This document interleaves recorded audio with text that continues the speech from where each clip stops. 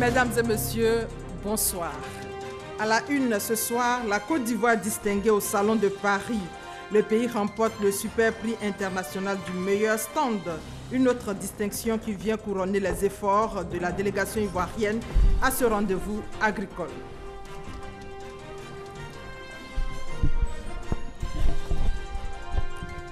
Dans ce 20h également, la clôture des rencontres d'Abidjan sur les villes durables.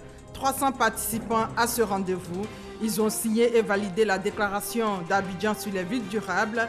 Ils s'engagent à améliorer les outils de gestion et de politique urbaine. Et puis, regardez dès maintenant sur votre calendrier. Il est marqué samedi 29 février. 29 février, un jour intercalaire. Comment les événements heureux de ce samedi ont-ils été célébrés? Le témoignage des personnes concernées par cette date dans ce 20h.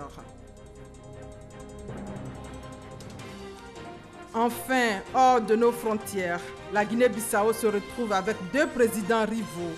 Le président de l'Assemblée nationale investi hier soir, président par intérim par des députés au lendemain de la prise de fonction qu'il juge illégitime, Doumarou Sissoko Embalo, issu de l'opposition. Bienvenue à tous. Ajoutez au menu de ce 20h la page culture consacrée ce soir au marché des arts et du spectacle d'Abidjan. Le Massa ouvre ses portes du 7 au 14 mars. C'est la 11e édition. Quels sont les enjeux et innovations et quelles sont les retombées pour la Côte d'Ivoire? Eh bien, pour en parler, M. Yacouba Konaté est notre invité ce samedi. Il est le directeur général du Massa. Bonsoir, M. Yacouba. Bonsoir, madame. Le Massa se prépare bien. Oui, mieux que jamais, grâce à Dieu. Dans une trentaine de minutes, nous allons parler des enjeux de cette 11e édition du Massa. Mais d'abord, l'actualité au plan national nous conduit directement au Salon international de Paris, où la Côte d'Ivoire a été distinguée. Vous avez un mot là-dessus? Mais je pense que c'est la Côte d'Ivoire qui gagne. Et cette distinction s'ajoute à plusieurs autres. Et je pense que ça en appelle un grand lot à venir. Et nous allons voir maintenant cet élément de Paris avec Mamadou Kwasi, notre envoyé spécial. Regardez. Au pavillon 5.2 du CIA 2020, s'il y a un stand international qui est beaucoup animé et sollicité à cette édition, c'est bien celui de la Côte d'Ivoire. Une ambiance particulière y règne au quotidien. Les visiteurs sont invités à danser au rythme des sonorités ivoiriennes, du tradi moderne à la musique urbaine.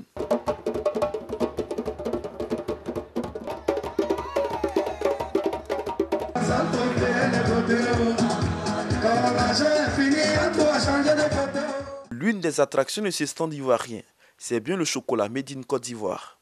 Enfants comme adultes, tous tombent sous son charme.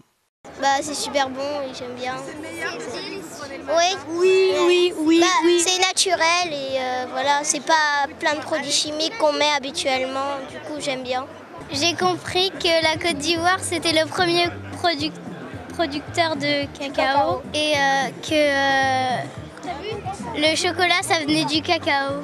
Toutes ces activités récréatives et pédagogiques ont valu à la Côte d'Ivoire le prix du meilleur stand international du CIA 2020. SIRP Awards, c'est le concours des exposants créatifs du Salon de l'Agriculture que nous récompensons chaque année pour leurs initiatives en communication. C'est extrêmement important pour ce salon d'avoir des représentants du monde entier et la Côte d'Ivoire a été largement repérée puisque ce stand fait preuve de pédagogie, de beaucoup de convivialité avec les visiteurs. Une distinction qui réjouit la délégation ivoirienne. Nous avons également mis en place toutes nos productions agricoles.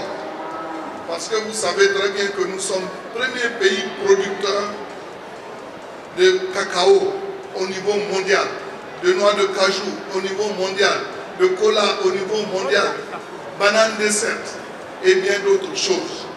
Et nous sommes venus avec plusieurs femmes des sociétés coopératives qui sont venues présenter les potentialités agricoles de notre pays. Tout ça donne une allure vivante à notre stand. Nous sommes fiers d'accueillir ce grand prix que nous allons remettre à notre chef, le président de la République, son Excellence M. Alassane Ouattara. C'est une fierté pour la Côte d'Ivoire. Pour s'assurer des qualités vantées par le jury, le président du CIA 2020 s'est rendu sur le stand de la Côte d'Ivoire Une visite inopinée qui leur a permis de découvrir la richesse socioculturelle et agricole de la Côte d'Ivoire. La Côte d'Ivoire est un grand pays agricole et surtout une agriculture très diversifiée. Parce qu'on voit ici une multitude de produits qui sont bien sûr des produits alimentaires d'abord, mais pas que. Il y a aussi des produits de soins, d'entretien. Et la Côte d'Ivoire est première dans beaucoup de ses productions. Non seulement elle produit, mais maintenant elle s'est transformée. Et je vois que la Côte d'Ivoire est loin d'être en retard dans ces domaines-là et on s'en félicite. La Côte d'Ivoire entend faire plus au cours des prochaines éditions du SIA pour faire connaître davantage les produits de son terroir. Un prix qui vient s'ajouter à celui remis par le ministre français de l'Agriculture et de l'Alimentation et qui redore ainsi l'image de la Côte d'Ivoire à ce rendez-vous agricole international. Les rencontres d'Abidjan sur les villes durables ont fermé leurs portes hier. C'est d'ailleurs le deuxième titre de ce 20h. Les assises se sont soldées par la validation de la déclaration d'Abidjan sur les villes durables. On fait le point avec Jean-Marc Djadji. Le ministre de la Ville, François Amichia, et les autres acteurs de l'aménagement urbain valident ensemble la déclaration d'Abidjan. Un geste qui ferme les portes des rencontres d'Abidjan sur les villes durables. La déclaration d'Abidjan sur les villes durables se propose comme un ensemble de solutions innovantes pour le développement des collectivités en Afrique. Un consensus qui répond aux attentes des acteurs intégrant l'action des jeunes et des femmes. L'humain dans la ville, il doit se sentir chez lui. Donc nous avons pendant 2 jours effectivement travaillé avec des ateliers, mais c'est surtout la place des femmes et le changement, parce que l'Afrique changera par les femmes pour qu'elles puissent donner à la jeunesse africaine un avenir. Le ministre de la Ville, François Amichia, et ses partenaires se sont réjouis des décisions de la déclaration d'Abidjan. Ils s'engagent à répondre aux besoins des populations. La déclaration d'Abidjan est un engagement fort des ministres en charge de la ville, des ministres en charge de l'aménagement du territoire, des présidents de région, des maires, de tous les acteurs qui interviennent dans le domaine de la ville et dans le domaine de l'urbain pour répondre aux attentes des populations. La déclaration d'Abidjan, qui sera transmise à son Excellence Alassane Ouattara, qui devra en parler avec ses pairs de l'UEMOA, afin d'être l'interprète et surtout l'ambassadeur de toutes les populations du continent africain à Bordeaux. L'enjeu crucial de la ville durable en Afrique sera mis à l'honneur lors du prochain sommet Afrique-France 2020 à Bordeaux, comme l'a annoncé le président français Emmanuel Macron en 2017 à Ouagadougou. Mais avant la clôture de la rencontre sur les villes durables pour préparer le sommet Afrique-France 2020 prévu en juin prochain, le ministre français de la Ville et du Logement, Julien Denormandie, a été reçu par l'ambassadeur de France en Côte d'Ivoire. Audience en présence du ministre de la Ville, François Amichia, et de ses homologues de la sous-région. La phase 2 du programme Agir pour les jeunes continue de faire des heureux. Ce sont 200 jeunes d'Anyama qui ont bénéficié de plus de 102 millions de francs CFA pour réaliser leurs différents projets, nous dit Franck Quadio. Programme Agir pour les jeunes, phase 2, étape d'Anyama. Ils sont 200 à recevoir leurs chèques et cartes magnétiques pour la réalisation de leurs projets respectifs. Pour cette étape, le ministère de la Promotion de la Jeunesse et de l'Emploi des Jeunes annonce plus de 102 millions de francs CFA. Pour les mois à venir, ce sont encore 828 jeunes de la commune d'Anyama qui bénéficieront de financement, toujours dans le cadre de la promotion de l'entrepreneuriat des jeunes, pour un montant de 372 260 000 francs CFA. Des bénéficiaires heureux d'avoir su saisir la perche attendue par l'État à travers leur tutelle. Ce fonds va nous aider à vraiment entreprendre, à lancer notre activité véritablement. Je veux créer un call center. Présidente de la cérémonie, Kandia Kamara, ministre de l'Éducation nationale, de l'enseignement technique et de la formation professionnelle, exhorte les bénéficiaires à fructifier l'acquis, une manière de s'assumer et de fuir ainsi les envies d'ailleurs. Il y a du travail pour tous les jeunes. Il y a des stages pour tous les jeunes. Il y a des programmes de formation pour tous les jeunes. Donc je voudrais vous demander, encouragez-les à aller là-bas. Au lieu de vendre les petits pains, nos petits bijoux, pour donner à l'enfant et puis lui demander d'aller de l'autre côté là-bas. Là-bas, sur 10 jeunes qui s'en vont, il y a au moins 8 qui restent dans l'eau. Parfois, tout le navire, tous ceux qui sont dans le bateau, tous restent dans l'eau. Nous ne voulons pas de ça. Donc, chers parents, N'encouragez pas vos enfants à aller de façon clandestine en Europe. Notons que l'opération Agir pour les jeunes entre dans le cadre de la phase 4 du programme social du gouvernement PS-Gouv, celle de l'autonomisation des jeunes et des femmes. En image, le début des concours professionnels de l'enseignement technique et de la formation professionnelle. Les candidats au certificat d'aptitude pédagogique et d'adjoint au chef d'établissement étaient face à leur copie ce samedi. Ils ont composé dans plusieurs matières. Et nous sommes le samedi 29 février 2020. Une date particulière. En effet, le 29 février n'arrive qu'une seule fois tous les 4 ans lors des années bissextiles. Alors, le service société de RTI 1 a rencontré des personnes concernées par cette date. Leur témoignage dans cet élément de Ami Meïté et Franck Wadio. Abidjan, c'est le samedi, fin de semaine. Un jour pas si ordinaire. Nous sommes le 29 février. Année bissextile oblige. Cette journée, nous la vivons tous les 4 ans. Eva et Ben l'ont d'ailleurs choisi pour s'unir dans les liens sacrés du mariage. Je souhaitais me marier en 2020, mais à une période un peu spéciale. Alors j'ai choisi le mois de l'amour, qui est février. Et j'hésitais un peu par rapport à la période. J'avais un peu peur de la mi-février à cause de la Saint-Valentin, du trafic et tout ça. Et on a opté avec mon époux pour le 29 février. Le meilleur, surtout à venir, c'est le souhait de tous. Rendez-vous donc pris pour le 29 février 2024 pour l'anniversaire du mariage. Toujours dans la capitale économique, un autre décor. Cette fois, les préparatifs de la célébration d'un anniversaire, celui des membres du gouvernement. Mamadou Touré, membre du gouvernement, n'en a pas eu l'occasion depuis 4 années. Le ministre de la Promotion de la Jeunesse compte bien en profiter. Je me retrouve avec des intimes avec qui je partage un repas, avec qui je revisite toutes ces années passées. Quand je n'ai pas d'anniversaire une année, je n'ai pas d'anniversaire. Donc je ne m'attends pas spécialement à des vœux d'anniversaire. Mais par contre, je suis très exigeant quand le 29 février tombe une année. Là, je ne pardonne pas qu'on m'oublie. Des anecdotes à profusion, ce n'est pas ce qui manque. Mais pour le ministre, l'instant n'a rien de magique, c'est juste une date anniversaire. Lorsque je suis tout petit, les années où il n'y avait pas de 29 février, mon père adoptif faisait en sorte que les anniversaires coïncident avec les anniversaires de mes frères. Direction Bingéville, même contexte. Adama n'a célébré l'événement que 5 fois dans sa vie. Il est âgé aujourd'hui de 24 ans. Il croit à la magie des années bissextiles. C'est un jour spécial.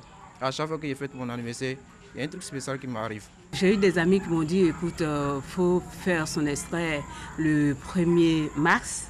Là, j'ai refusé parce que je dis que ce sont des enfants rares.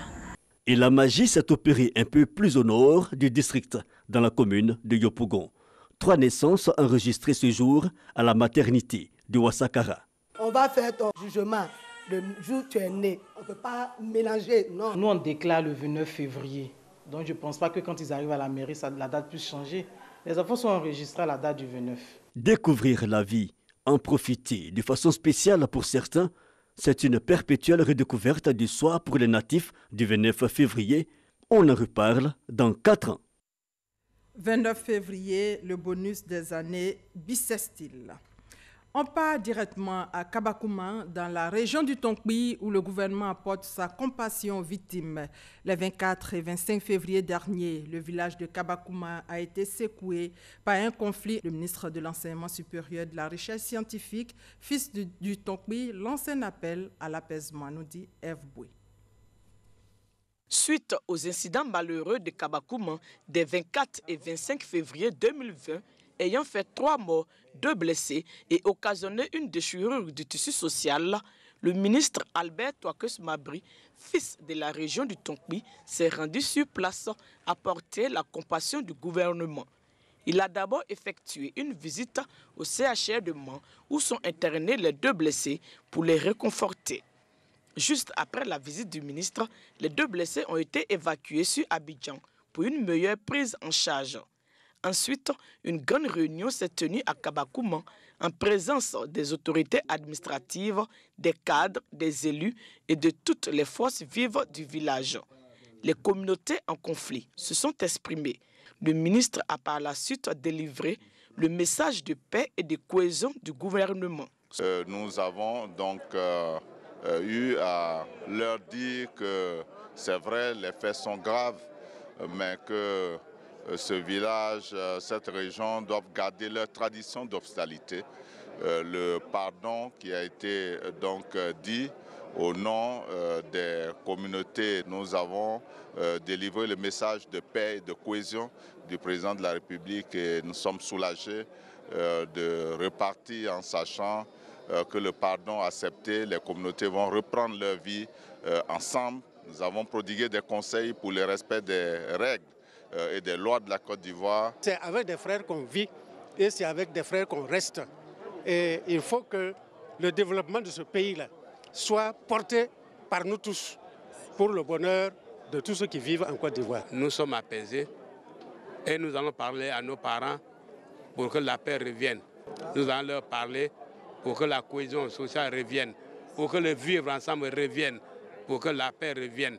Le ministre Albert Touaké-Soumabri a offert, au nom du gouvernement, la somme de 5 millions de francs CFA aux familles endeuillées, aux blessés et à l'ensemble des communautés.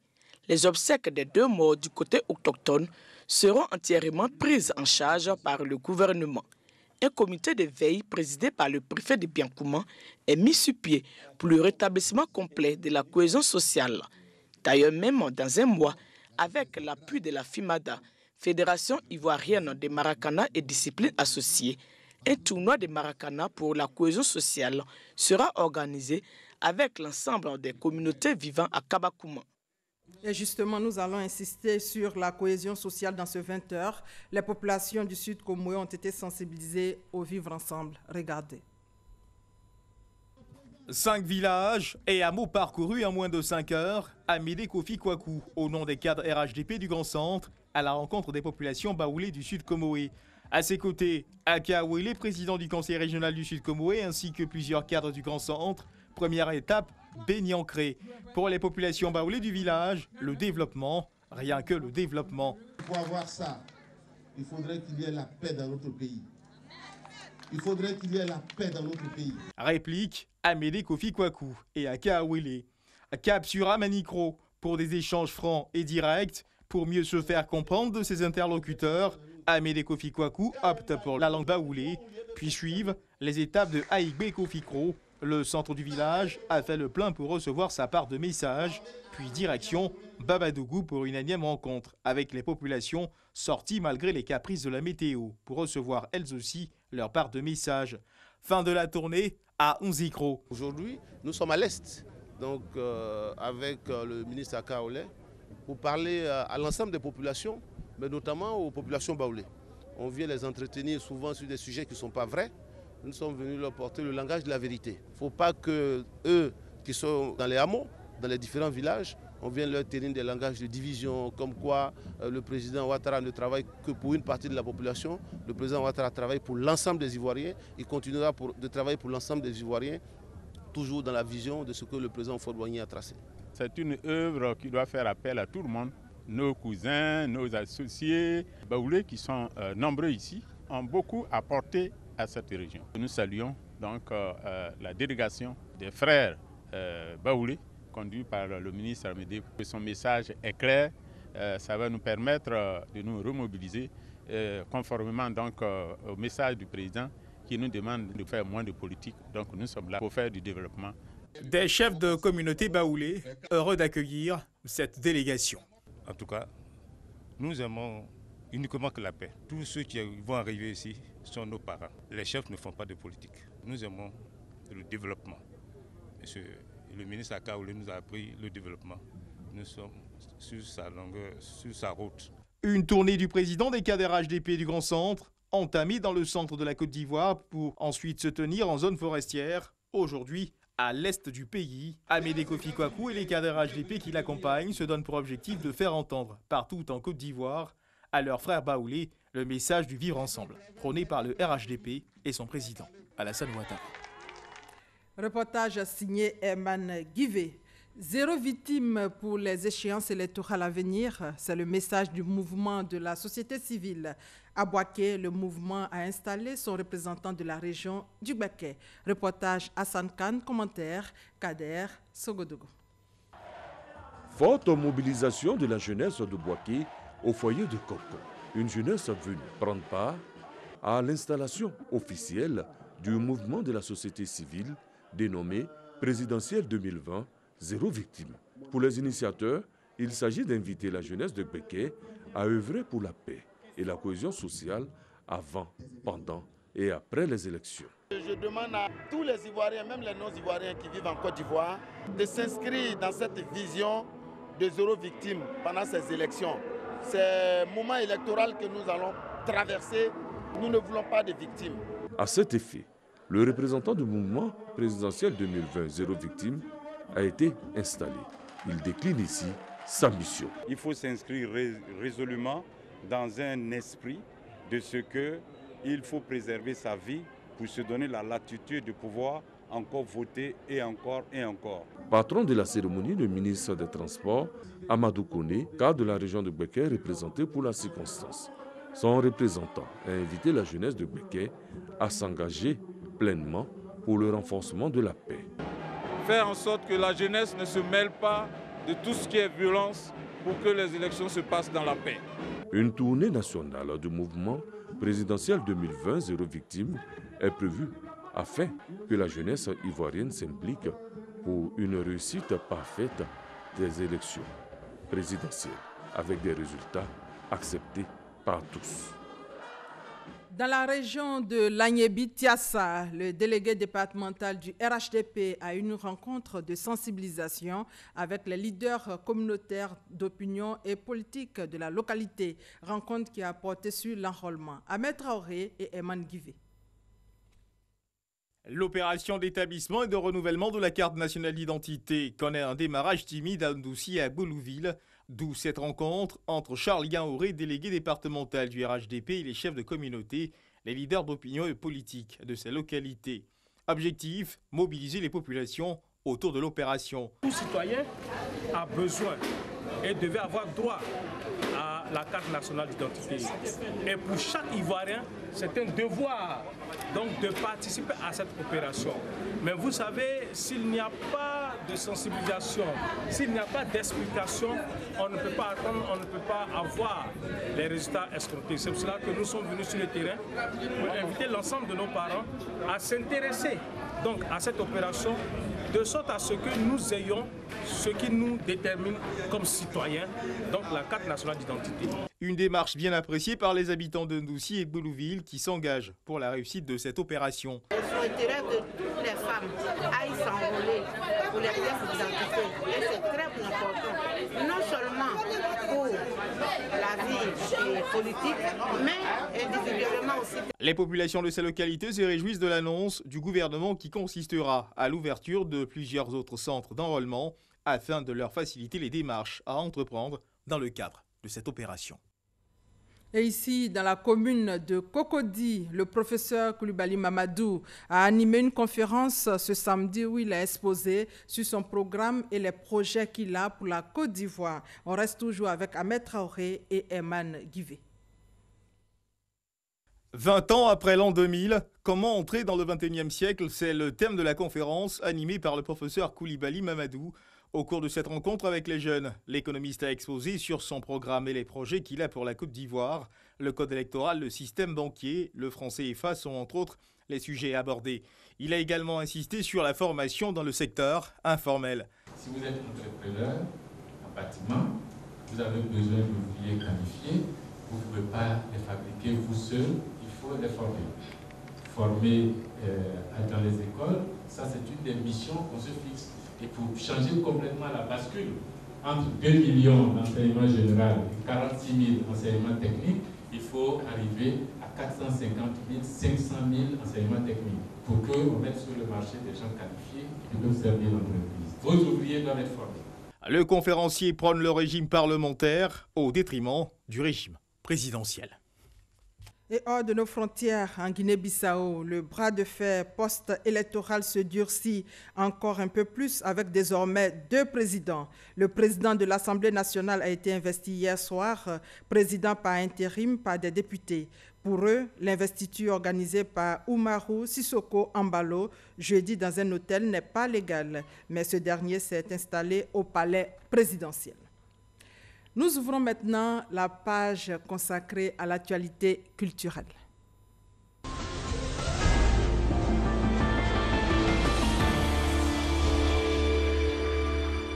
Commençons déjà par Bonjour Tour 2020. L'équipe de la RTI et les humoristes étaient à Béomi, dans la région du Gbeke, pour égayer les populations. Les temps forts avec Koné Pagasso.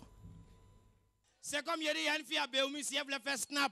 Vous voyez les snaps qu'on fait, puis il y a fleur là. Elle prend le téléphone, puis elle s'arrête comme ça. Elle lance une fois. Les gars de snap là, ils ont refusé. Pas en fait, la fille là, elle avait une grosse tête quoi. Boukari. En cas de cas, Papitou, de la joie. Ce sont entre autres humoristes qui ont égayé les populations de Béomi, localité située à environ 53 km de Boaké, dans la région du Gbeke. Ils ont assuré un spectacle féerique et angélique aux habitants de cette localité. Celui qui dort, c'est un dormeur. Qui mange, c'est un mangeur. Qui court, c'est un coureur. Qui va, c'est un vendeur. Merci, Monsieur le ministre, d'offrir cette occasion à la RTI d'être à Béomi et cette belle fête à cette charmante population. Nous sommes heureux d'être à Béomi et nous souhaitons une belle fête à tous. Personne ne voulait se faire compter l'événement. Les habitants de Béomi sont à leur sortie nombreux. La qualité des prestations des humoristes appréciée par autorité, chefs traditionnels, élus, cadres et le parrain qui n'a pas manqué de féliciter la RTI pour l'initiative avant d'inviter les communautés à la cohésion. Vous ne savez pas le bonheur qu'il y a quand Bonjour vient ici à Béomi, monsieur le directeur général. Vous avez créé une magie ici à Béomi. Vous avez donné cette opportunité extraordinaire aux populations de se retrouver dans leur diversité. Rien que la paix à Béomi, rien que l'amour, nous ne voulons que l'amour. Prochaine étape de Bonjour Tour, stade de Korogo, la capitale du Poro, le samedi 29 février prochain. Mon papa, par amour, il a écrit sur notre mur. Il est formellement interdit de mettre le ventilateur en marche quand ma fille Aya est au salon. Au fait, il dit qu'il est fatigué d'aller tout le temps me chercher quand le vent m'emporte chez le voisin, quoi. Et la méga star de la musique sénégalaise, Youssou N'Dour, confirme sa participation au FEMUA 13.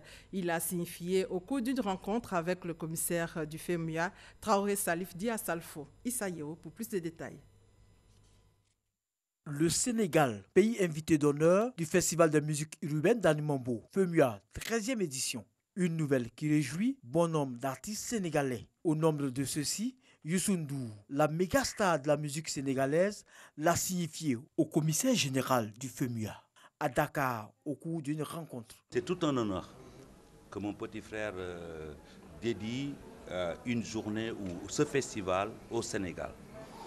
Donc nous sommes en train de travailler autour du ministre de la Culture, qui est quand même quelqu'un de très sensible, qui m'a dit vraiment toute sa satisfaction de recevoir ces invitations-là.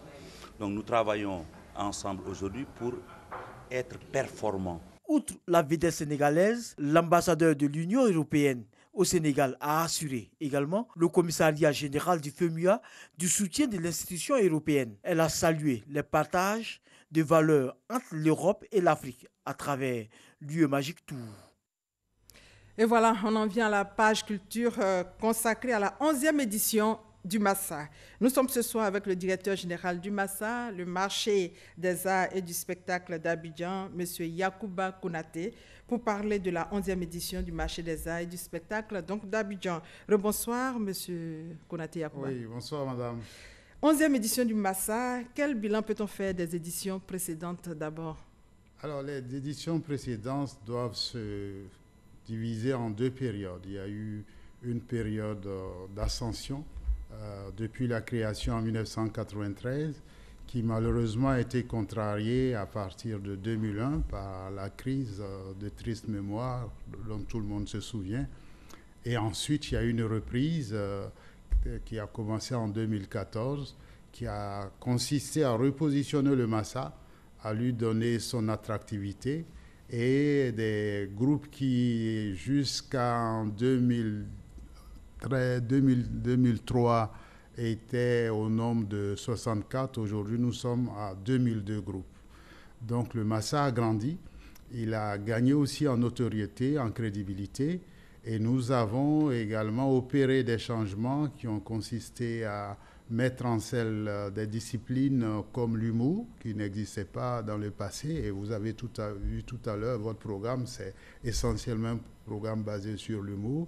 Et de la même manière, nous avons intégré la mode, et etc., etc. Et donc, en ce moment, vous préparez la 11e édition. Nous allons voir les enjeux avec Issa Yeo. Du 7 au 14 mars 2020, la Côte d'Ivoire et le reste du continent vont vivre au rythme du Massa, marché des arts du spectacle d'Abidjan. Un quart de siècle et 11 éditions au service de la culture et des rythmes de l'Afrique tout entière. Après 10 éditions organisées en dents de scie, du fait de la longue crise que la Côte d'Ivoire a traversée, le Massa a retrouvé sa vitesse de croisière depuis 2012. Le thème de cette édition, l'Afrique Monde, est assez édifiant pour situer les enjeux du Massa 2020. Cette thématique est à la fois un engagement du continent à s'ouvrir au monde et inversement une volonté pour cette Afrique de jouer sa partition dans un monde désormais globalisant. Il s'agit en clair pour le professeur Yacouba Konaté et son équipe, en choisissant ce thème, de sortir des sentiers battus. Les défis de ce Massa 11 sont énormes. D'abord, réussir la cérémonie d'ouverture à Abobo, ensuite assurer une bonne programmation des groupes au Palais de la Culture de Treichville et enfin confirmer l'organisation du Massa Off, Massa Jazz et le Massa Street Art. Au niveau des participations, sont attendus 192 groupes artistiques, 82 au titre du Massa Marché, 44 pour le Massa Festival, 32 pour le Massa Zone Street Art et 34 compagnies invitées, soit un total de 1094 artistes. 252 journalistes venus d'Afrique, d'Amérique du Nord, d'Asie et d'Europe sont également invités. L'élément d'Issa Yeo explique qu'il y a beaucoup d'innovations cette année. Monsieur le directeur général. Oui, je pense qu'on pourrait dire que le Massa de cette année interpelle tout le monde et dit allons à Bobo, comme certains disent allons à Gagnoa. Allons à Bobo parce que c'est une commune qui a apporté beaucoup à la Côte d'Ivoire, qui a engagé dans un grand programme de rénovation urbaine et qui a également ouvert, ou va ouvrir un musée d'art contemporain, l'un des tout premiers dans l'histoire de notre Côte d'Ivoire. Et le Massa a jugé opportun de s'associer à ce programme en y dévoilant la première fois dans son histoire une cérémonie d'ouverture sous forme de parade, une parade qui sera dansée par 2020 danseurs qui vont exécuter une chorégraphie sur le thème dont Issa parlait tout à l'heure, l'Afrique Monde. Et au final, il y aura un happening où il y aura une reprise dansée de 2 chansons. Vous connaissez la chanson de Espoir 2000, Abidjan Faro, qui pour moi est l'un des plus beaux hommages rendus à notre cité. Et puis, il y aura également la chanson « Je demande pardon » d'Alpha Blondy. Je pense que c'est une chanson qui est de circonstance. Et à Bobo également, on va participer à l'ouverture du musée d'art contemporain dont je parlais, le musée Adama Tunkara, avec une grosse exposition qui s'appelle « Prête-moi ton rêve ». C'est une exposition itinérante qui a été déjà montrée à Casablanca et à Dakar. Et nous sommes heureux de pouvoir la montrer aux Ivoiriens à l'occasion du Massa. Professeur, vous avez parlé d'un message de paix qui sera collé à l'actualité électorale cette année. Effectivement, en ce sens que ce que chacun souhaite, c'est que son pays soit une destination fréquentée et fréquentable. Et c'est chaque fois que le Massa s'anime, il faut savoir que c'est ce travail de communication que nous faisons fondamentalement. Quand le Massa commence, ça veut dire à l'ensemble du monde que la Côte d'Ivoire est un pays où on crée, où on s'amuse, où une civilisation du loisir est en train de se mettre en place et où il y a un effet de ruissellement de la manifestation sur les secteurs de l'économie, du tourisme. Je veux dire que les hôteliers auront plus de clients, les restaurateurs, les restauratrices également, les compagnies de transport. Donc nous avons une sorte de pouvoir d'entraînement et d'excitation du poumon économique global. Et le Canada est le pays invité. Absolument. Le Canada, parce que, comme vous le savez, notre thème, c'est l'Afrique monde. Et ça veut dire qu'il faut rappeler aux Africains de s'aimer, de s'estimer et de bien réfléchir, de connaître leur histoire et de savoir que le premier homme est né en Afrique et l'Afrique a apporté beaucoup au monde et en retour, l'Afrique a reçu beaucoup du monde. Donc c'est le Canada qui nous a paru comme étant le pays le plus emblématique de cette problématique parce que, comme je le dis souvent, au Canada, si un journaliste ivoirien décide de s'installer là-bas, il y a de fortes chances qu'il redevienne journaliste, il continue son métier de journaliste là-bas, alors que dans beaucoup d'autres pays, on peut le trouver veilleur de nuit ou, comme on dit, en train de faire du diossi. Et le Canada affiche sa diversité culturelle. Le Canada démontre que c'est possible de développer une société avancée sur la base du dialogue des cultures. Et vous ferez un clin d'œil à l'écologie? À l'écologie, on voulait planter beaucoup d'arbres, mais c'est beaucoup plus compliqué qu'on ne le croit, mais on en plantera. Et puis surtout, on fera un grand effort de salubrité publique sur tous les lieux où nous allons déployer les manifestations. Le site de planting d'arbres a été déterminé? Ah oui, on pense que c'est la forêt du Banco qui est vraiment le lieu le plus indiqué parce que c'est le poumon. Et les Ivoiriens savent tous que c'est assez inédit de trouver une telle forêt vierge au cœur d'une cité ou d'une mégacité comme Abidjan. Donc c'est vraiment le poumon d'Abidjan, c'est grâce à cette forêt que nous respirons et nous pensons que nous devons tous apporter notre contribution à sa préservation. Et il est prévu une soirée prestige baptisée Femmes Danse. Les Femmes Danse, c'est en fait un hommage que nous voulons rendre à Rose-Marie Guiraud, qui, comme vous le savez, est l'une des initiatrices de la danse contemporaine en Côte d'Ivoire. Et avec elle, nous avons invité deux dames qui ont pratiqué la danse à un niveau tel qu'on peut les considérer comme des femmes danse, tout simplement. Il y aura la Burkinabé Irène Tassembedo, et puis il y aura la Canadienne Zab Mabantou. Donc ensemble, elles vont célébrer, elles vont danser pour montrer comment la gente féminine s'est appropriée cette discipline au plan du contemporain et comment les innovations majeures se sont nouées autour de cette culture du corps propre aux femmes. Professeur, en termes de retombées, qu'est-ce que la Côte d'Ivoire gagne dans ce marché?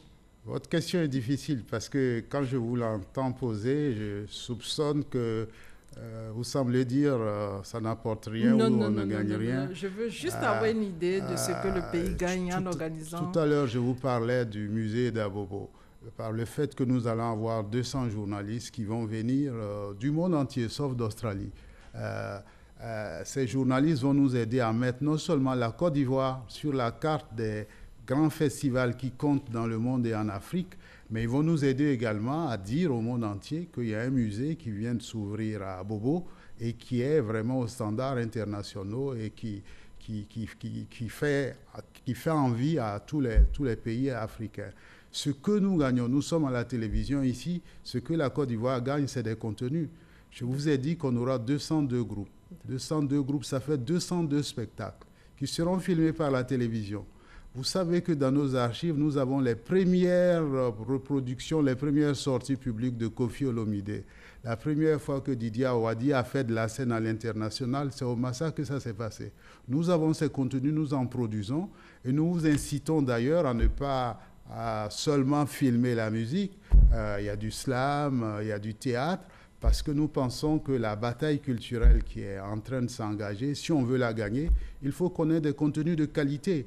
Donc nous mettons à la disposition de la télévision nationale des contenus qu'elle peut nous aider à vendre dans l'intérêt bien compris des artistes et bien entendu du Massa.